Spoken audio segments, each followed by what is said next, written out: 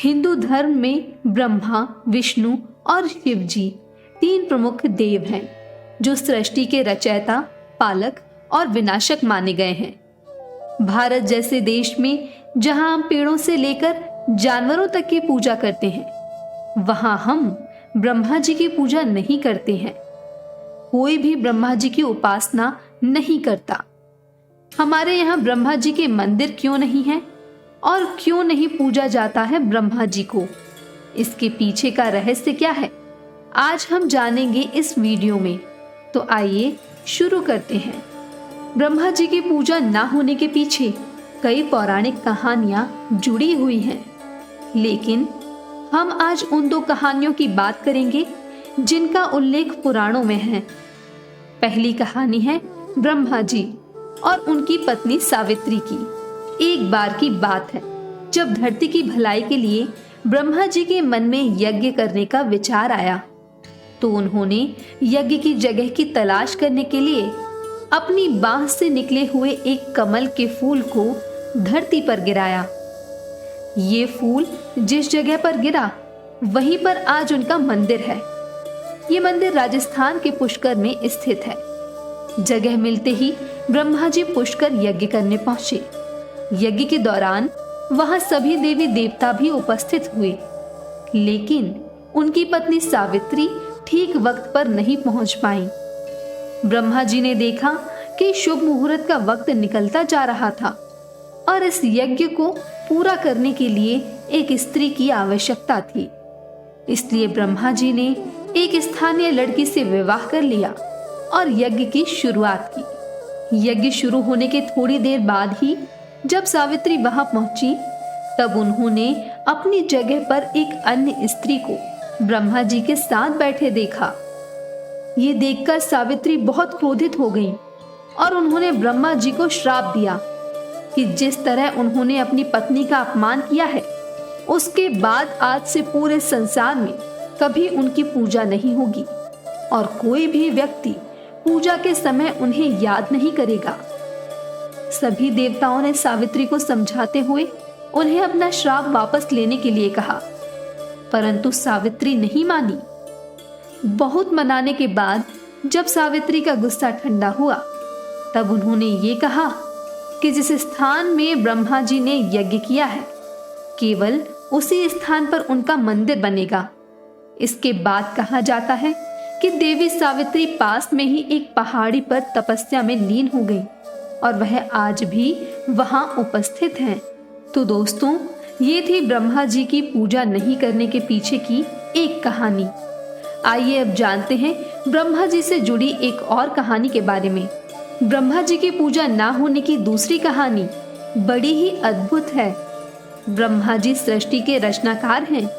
उन्होंने अपने शरीर से ही देवताओं, राक्षसों, पुरुषों और इस धरती पर मौजूद सारे प्राणियों को बनाया है।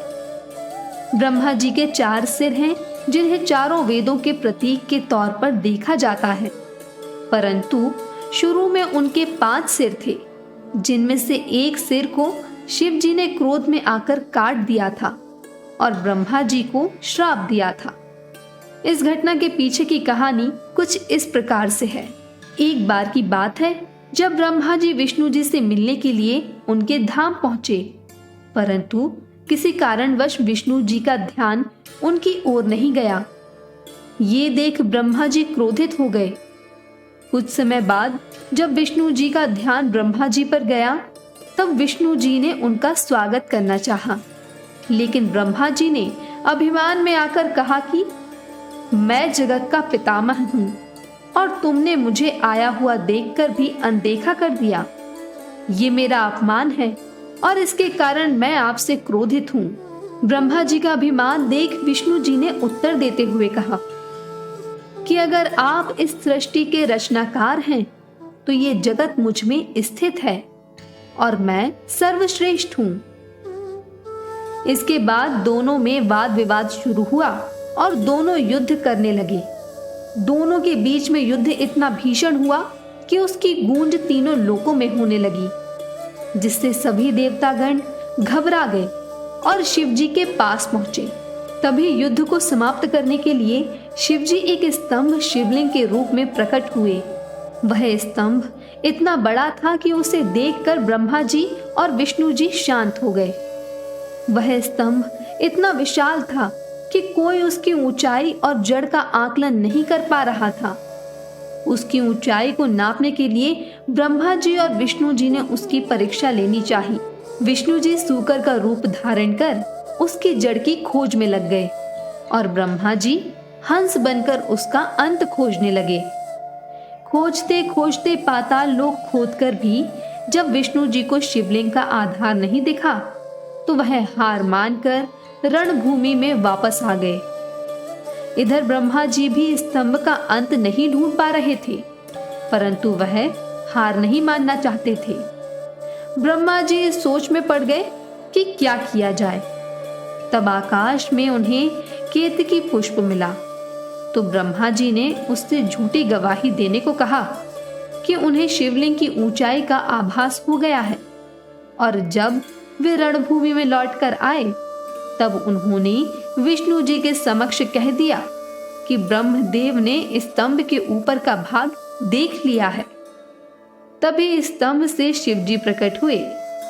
ब्रह्मा जी के झूठे वचन को सुनकर वह क्रोधित हो गए और उन्होंने क्रोध में भैरव अवतार को उत्पन्न किया और उसके बाद ब्रह्मा जी के 5वें सिर को धड़ से अलग करने का आदेश दिया और ब्रह्मा जी को श्राप दिया कि संसार में ना उनके मंदिर होंगे और ना ही कोई उनकी पूजा करेगा।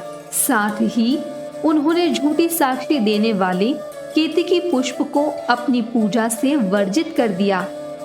तो दोस्तों, हमें इन दोनों कहानियों से ये सीख मिलती है कि मनुष्य को कभी भी कोई भी फैसला जल्दबाजी में नहीं लेना चाहिए और कभी भी झूठ नहीं बोलना चाहिए।